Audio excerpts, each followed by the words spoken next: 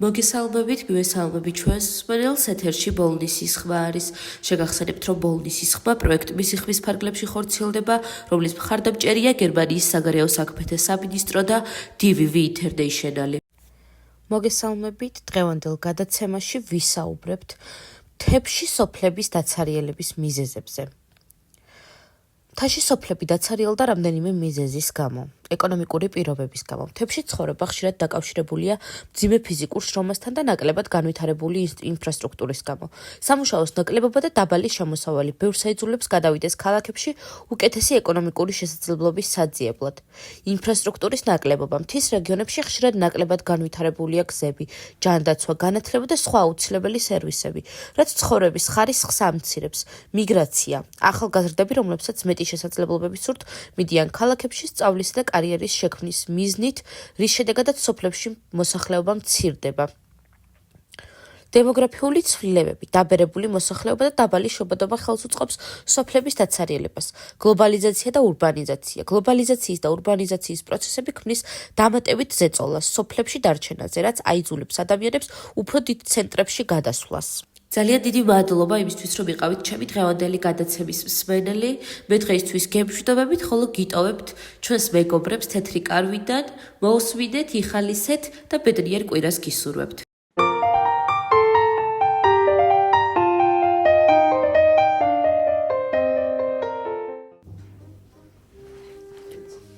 მოგესალმებით ძვირფასო მეგობრებო. ეს თეთრი კარავია და ჩვენ დღეს აქ ისევ პრობლემებზე სასაუბროდ შევიკრიბეთ. გადაწყდა, რომ არ გვექნება ერთი კონკრეტული თემა და ვისაც რა აწუხებს იმ საკითხებზე ვისაუბრებთ, რაც ისედაც ბევრის სათქმელია. მე მქვია ნატა და ვარ 43 წლის. ვმუშაობ ერთ-ერთ კერძო კომპანიაში მენეჯერად, სადაც ძალიან ჯანსაღი და სასიამოვნო გარემოა. პროფესიონალებით დაკომპლექტებული არაჩვეულებრივი კოლექტივია და ანაზღაურებაც საკმაოდ კარგი მაქვს. ყოველი შემთხვევისთვის ამ ქვეყნის მდგომარეობიდან გამომდინარე, საწუწუნო ნამდვილად არაფერი მაქვს. მაგრამ მინდა გითხრათ, რომ ჩემი ხელფასის ნახევარი, თუ მეტი არა, მიდის ჩემი პენსიონერი დედის წამლებში. დედა ჩემი, რომელმაც მთელი ცხოვრება სკოლის პედაგოგად იმუშავა, მე რომ არ ვყავდე წამლები კი არა, პირდაპირ მნიშვნელობით შიმშილისთვის იქნებოდა განწირული. ჩვენ გაგვიმართლა, როგორც ამბობენ, ხელფასი არასდროს არ არის ბევრი და რა თქმა უნდა, მეც შემეძლო უფრო მეტის უფლება მიმეცა საკუთარი თავისთვის. უფრო მეტ ქვეყანაში მემოგზაურა და უფრო ხშირად მევლო შოპინგებზე. კიდევ ერთხელ ვამბობ, რომ არ ვწუწუნებ. წუწუნებ კი არა, ყოველდღე მადლობას ვეუბნებ ღმერთს იმისთვის, რაც მაქვს. მაგრამ მიმოიხედეთ გარშემო, რატომ არ დაიმსახურეს ამ ქვეყნის მოხუცებმა ღირსეული სიბერე? ეს კაპიკები, რასაც მათ უხდიან მარტო წამლებში, ერთი კვირა არ ეყოფათ. წამლებში, რომლის ფასებიც ყოველდღიურად მატულობს და მატულობს. ეს არის ჩემი დიდი სატკივარი და დარწმუნებული ვარ ყველა იმ ოჯახის, სადაც პენსიონერები ჰყავთ.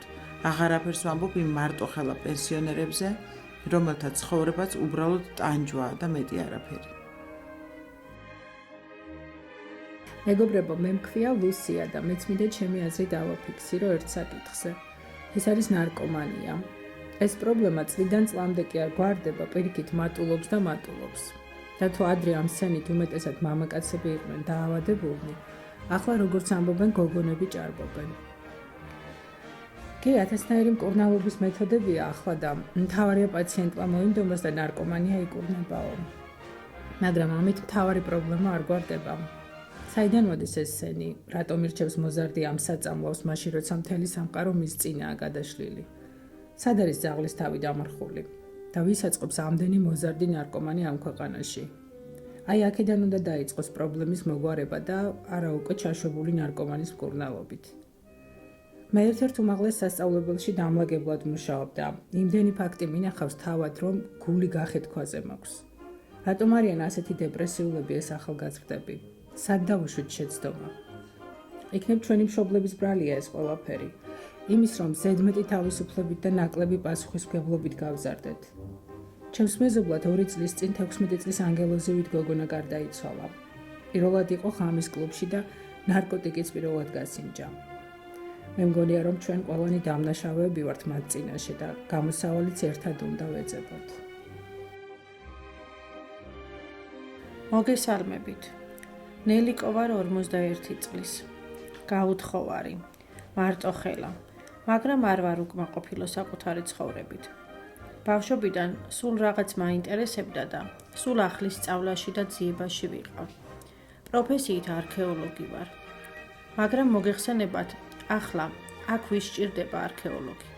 ამიტომაც ჯერ ისევ ჯანზე ვარ და სახლებს ვალაგებ.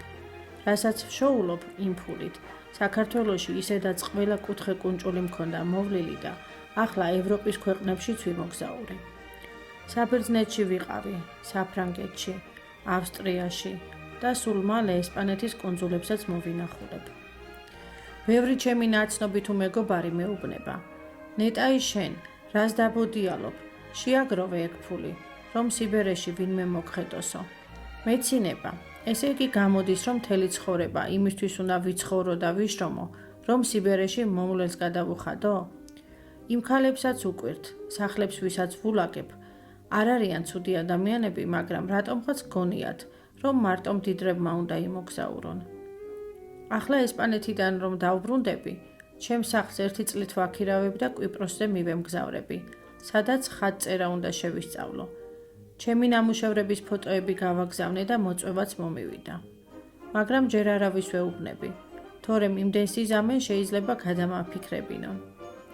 მოკლედ რა, მე ვფიქრობ, რომ ჩვენი ქართველი ქალების მთავარი პრობლემა იცით რა არის? ის რომ ქართველ ქალებს არ შეუძლიათ საკუთარ თავს საჩუქრები გაუკეთონ. ამისთვის ფულიც ენანებათ, დროც და ვინმე სხვა ამას თუ ახერხებს, ისიც მაგრად შურთ. ამიტომ არიან უმეტესობა დაბოხმილები და მაგიტომაც ჩამოსტირით ცხვირპირი. გაინძერით ქალებო, ვისაც ჯანმრთელობის პრობლემა არ გაწუხებთ, ფულის შოვნა ყველას შეგიძლიათ და დამერწმუნეთ, თქვენს ცხოვრებასაც გაილამაზებთ და სხვასაც გააბედნიერებთ. აი ასეთი რჩევები მინდოდა რომ მომეცა. აბა მომავალ შეხვედრამდე.